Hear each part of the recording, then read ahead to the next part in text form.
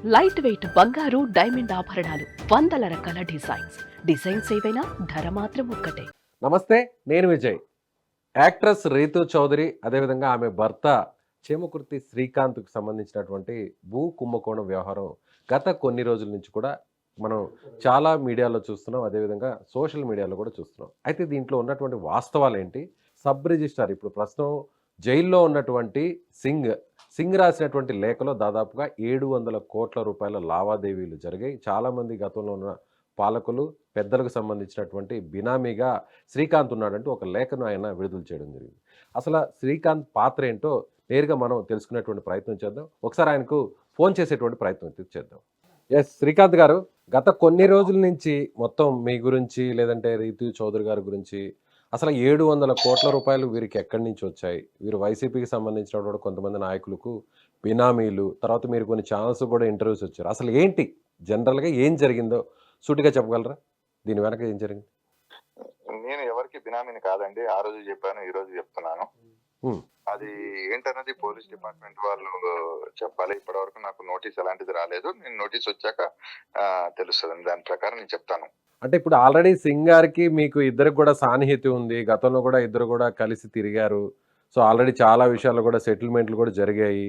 So చాలా lands కూడా మీ పేరు మీద రిజిస్టర్ చేశారు. సో ఆయనే డైరెక్ట్గా లేఖ రాశారంటే ఎంతో కొంత అక్కడ ఏది లేకుండానే ఇంత పెద్ద లేఖ రాశారంటారా? ఒక్క నిమిషం అండి.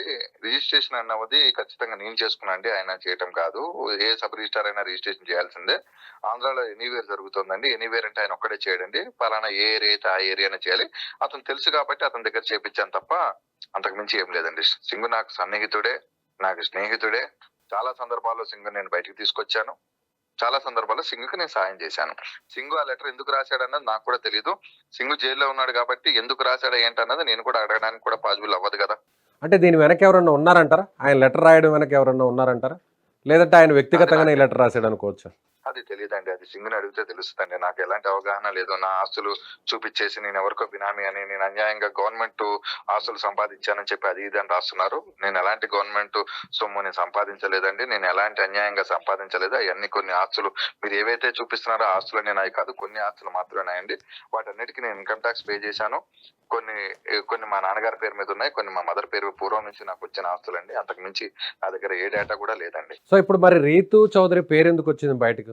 రీతు చౌదరి నా వైఫ్ అండి. నేను అప్పుడు మ్యారేజ్ చేసుకున్నప్పుడు, నేను బయటకు వెళ్తున్నప్పుడు అమ్మాయి పేరు మీద పవర్ పెట్టాను. దీనికి ఆ అమ్మాయికి ఎలాంటి సంబంధం లేదని చాలా ఛానల్స్ లో చెప్పాను. ఇప్పుడు మళ్ళీ కూడా చెప్తున్నాను, రీతు చౌదరికి దీనికి ఎలాంటి సంబంధం లేదు. మరి ఇద్దరి మధ్య గ్యాప్ ఎందుకు వచ్చిందంటారు? అది ఫ్యామిలీస్ లో గ్యాప్ అనేది మేము మీడియా వాళ్ళు అడగవలసిన అవసరం లేదు కదండి. అది మా పర్సనల్ ఇష్యూ కాబట్టి అది మేము జనాలకు మీడియాకు తెలియాలని నేను అనుకోను కదండి.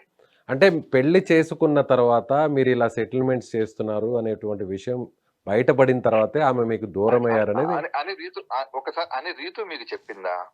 మీడియాలో కూడా చెప్పారు, కొన్ని ఛానల్స్ ఇంటర్వ్యూలో కూడా ఆమె చెప్పడం జరిగింది.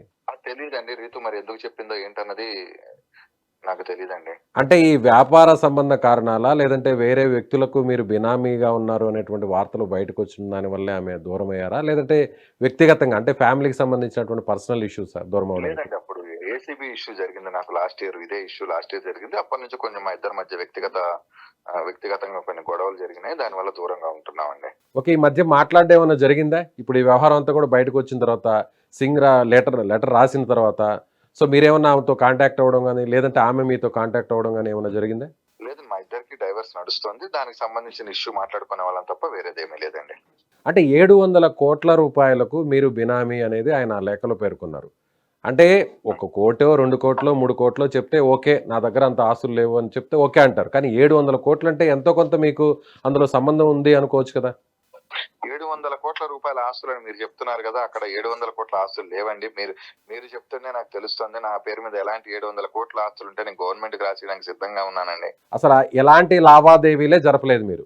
నాకు ఎలాంటి ఇల్లీగల్ లావాదేవీలు నేను ఏమి జరపలేదండి. కొన్ని ట్రాన్స్ఫర్స్ విషయంలో అంతకుముందు ఏసీబీ వాళ్ళ విషయంలో జరిగినాయి. నేను అంతకుముందు కూడా మీడియాకి ఇచ్చాను, మొన్న కూడా చెప్పాను. మళ్ళీ దాని టాపిక్ ని చెప్పుకుంటూ ప్రొలాంగ్ చేసుకునే ఉద్దేశంలో నేను కూడా లేనండి.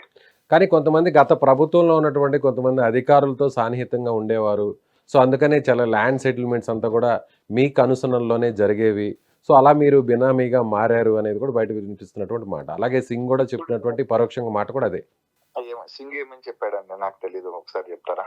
అదే లేఖలో మీరు ఒక భూమిని మీరు కొంతమందిని మేనేజ్ చేసుకొని సింగే ఒక దొంగ, సింగే ఇప్పుడు జైల్లో ఉన్నాడు, సింగే నేరస్తుడు. ఇంకా నేరస్తుడు గురించి నన్ను అడిగితే నేనేం చెప్తానండి? నేరస్తుడు రాసిన లెటర్ గురించి అడిగితే నేను ఎలా అంటే చెప్పగలుగుతాను? ఎందుకు రాశారంటారు? మీకు సంబంధం లేనప్పుడు ఆయన మీ పేరు పెట్టి ఎందుకు రాశారంటారు? ఏంటి దీని వెనక? ఎందుకు రాశాడంటే అతని కేసును తప్పుదోవ పట్టించడం కోసం, అతని కేసు బయటికి పంపించడం కోసం మేబీ రాసి ఉంటాడని నేను అనుకుంటున్నాను. అంటే ఏదన్నా అతను అప్రూవర్ గా మారిపోయి ఏమన్నా అలా రాశాడా? అది నాకు తెలియదండి, అది సింగ్ అడిగితే తెలుస్తుంది. ఓకే.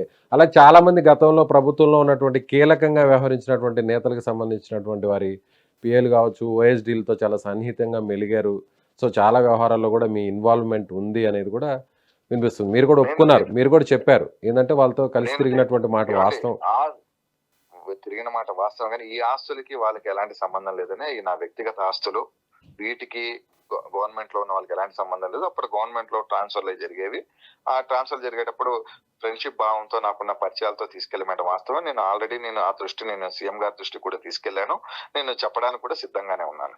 మీరు ప్రస్తుతం ఎవరన్నా గతంలో జరిగినటువంటి అవకతవకల విషయాన్ని ఏమన్నా ఇప్పుడు ప్రభుత్వానికి చెప్పడం జరిగింది ఏమన్నా ఇప్పుడున్నటువంటి పాలకులకి? అవును, నాకు లెటర్ రాలేదండి. లెటర్ వస్తే నాకు నోటీస్ వచ్చినప్పుడే నేను పోయి ఏసీబీ వాళ్ళకినో, సీఎం గారికినో, పవన్ కళ్యాణ్ గారికి నేను ఇన్ఫార్మ్ చేయడానికి సిద్ధంగానే ఉన్నాను. గతంలో ఏం జరిగింది ఏంటన్నా చెప్పడానికి సిద్ధంగా ఉన్నాను. దయచేసి మీ 600 కోట్ల కుంభకోణం, భూమి కుంభకోణం ఇవన్నీ రాయకండి దయచేసి.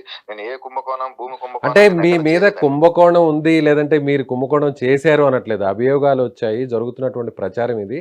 దానికి మీ రిప్లై ఏంటి, మీ వర్షన్ ఏంటి అని అడుగుతున్నాను నేను. నేను ఎలాంటి కుంభకోణం చేయలేదండి. దీంట్లో నేను కొన్ని బలి పశువుని అయ్యాను అంతే, అంతకుమించి ఏమీ లేదండి.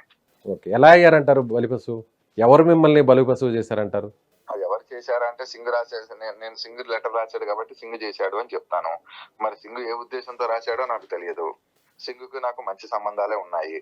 సింగ్ చాలా సార్లు నేను కాపాడాను. ఇంకా దానికి ఇప్పుడు గోవా తీసుకెళ్లి నేను కిడ్నాప్ చేసి ₹1 కోటి ఇచ్చి రిజిస్ట్రేషన్, ₹1 కోటి ఇవ్వండి, 600 కోట్లు ఉన్నాయంటున్నారు, ₹1 కోటి అంటారు. ఎవరు 600 కోట్లు ఉన్న వాళ్ళు ₹1 కోటి కిడ్నాప్ అంటారు. ఇంకోటి ఏదేదో అసలు సంబంధం లేనివి రాస్తూ మీకు కూడా ఆశ్చర్యంగా అనిపించట్లేదా?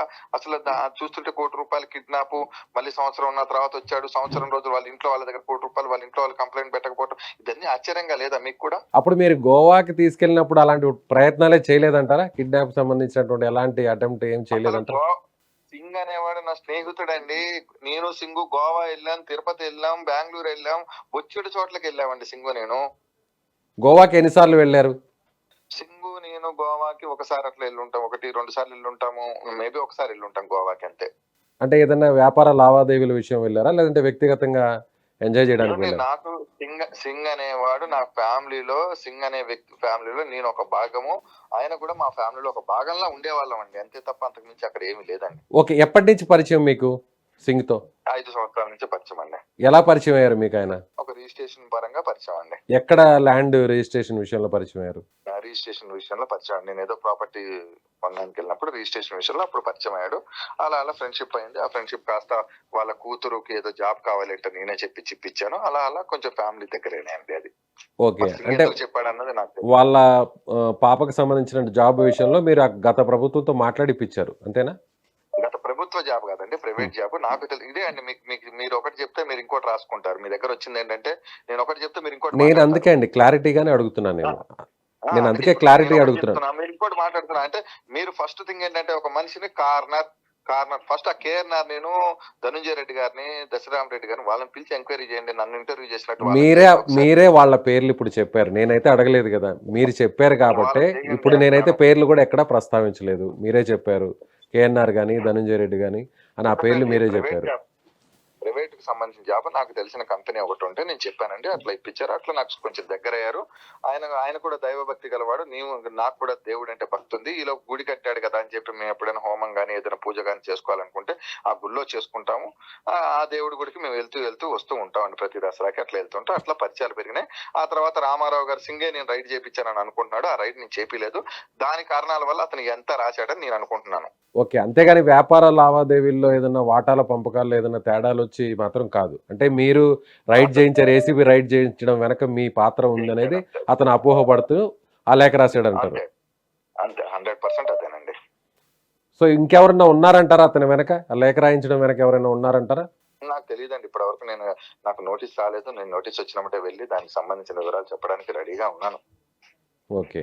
అలాగే చాలా మందికి సంబంధించినటువంటి సబ్ రిజిస్ట్రార్ల ట్రాన్స్ఫర్ల విషయంలో కూడా మీరు ఇన్వాల్వ్ అయ్యేవాళ్ళు, కొంతమంది పెద్దల దగ్గరికి తీసుకెళ్లే వాళ్ళు కూడా మీరే చెప్పారు. ప్రీవియస్‌గా ఒక ఛానల్ ఇంటర్వ్యూలో కూడా మాట్లాడడం జరిగింది. సో అప్పుడు ఎలా జరిగేదండి ఆ ట్రాన్స్ఫర్స్ విషయంలో ఎలా జరిగింది? అంటే వీళ్ళ పాత్ర ఉండేదా?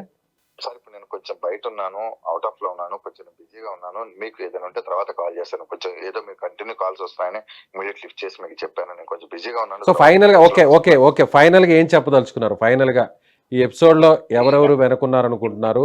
సో ఫైనల్‌గా గవర్నమెంట్‌కి గాని, లేదంటే వీక్షకులు, ప్రేక్షకులు గాని చూసే వాళ్ళందరికీ కూడా మీరు చెప్పండి. చెబుతున్న భూమి కుంభకోణం నేను చేయలేదు.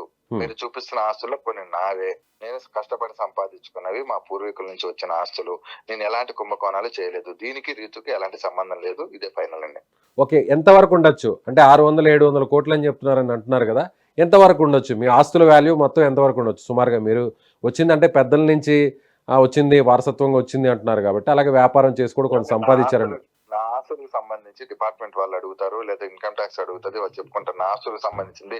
ప్రజలకి బహిర్గతం. మీ ఆస్తులు ఏంటో నేను మిమ్మల్ని అడగట్లేదు కదా. నా ఆస్తులు అంటే ఆరోపణలు వచ్చినప్పుడు ఎవరైనా ఖచ్చితంగా చెప్పాల్సినటువంటి పరిస్థితి ఉంది కదా. ఆరోపణలు అంటున్నారు. నా మీద ఇప్పటివరకు ఎలాంటి కేసు కాలేదండి. ఎలాంటి నాకు నోటీస్ రాలేదు. అవి వచ్చాక నేను రియాక్ట్ అవుతానండి దాని మీద. ఓకే. ఇప్పటివరకు ఎవరైనా ఫైనల్‌గా చెప్పండి. పోలీసులు గాని, లేదంటే ఏసీపీ అధికారులు గాని, లేదంటే ప్రెజెంట్ ఎవరైనా ఉన్నటువంటి మెయిన్ పెద్దవాళ్ళు ఎవరైనా కూడా మీతో మాట్లాడడం జరిగిందా? ఎంటైర్ ఈ వ్యవహారంలో మాట్లాడలేదు. ఇప్పటివరకు మాట్లాడలేదండి. ఎవరు జోక్యం చేసుకోలేదు. ఒకవేళ ఎవరైనా పిలిస్తే మొత్తం చెప్పదలుచుకున్నారా జరిగినటువంటి విషయాలన్నీ కూడా? చెప్పడానికి రెడీగానే ఉన్నాను. గత గవర్నమెంట్‌లో మీకున్నటువంటి సంబంధాలు కావచ్చు, అప్పుడు ఏం చేసేవారు అన్నీ కూడా చెప్పడానికి సిద్ధంగా ఉన్నారు ఇప్పుడు మీరు? చెప్పడానికి సిద్ధంగానే ఉన్నాను. ఒక రకంగా అప్రూవర్‌గా మారడానికి కూడా సిద్ధంగా ఉన్నారా? నేను తప్పు చేయలేదండి. అప్రూవర్ కాదండి. నాకు తెలిసింది చెప్తాను. దయచేసి అప్రూవర్ అని ఏకండి. ఇది శ్రీకాంత్ చెప్తున్నటువంటి వర్షన్. మరి శ్రీకాంత్ చెప్తున్నట్టుగా ఒక నిజంగా ఎవరైనా పోలీసులు గాని, లేదంటే ఏసీపీ అధికారులు ఎవరైనా వచ్చి తనతో మాట్లాడితే అన్ని విషయాలను కూడా చెప్పడానికి తాను సిద్ధంగా ఉన్నానంటూ ఆయన చెప్తున్నారు. Thank you so much.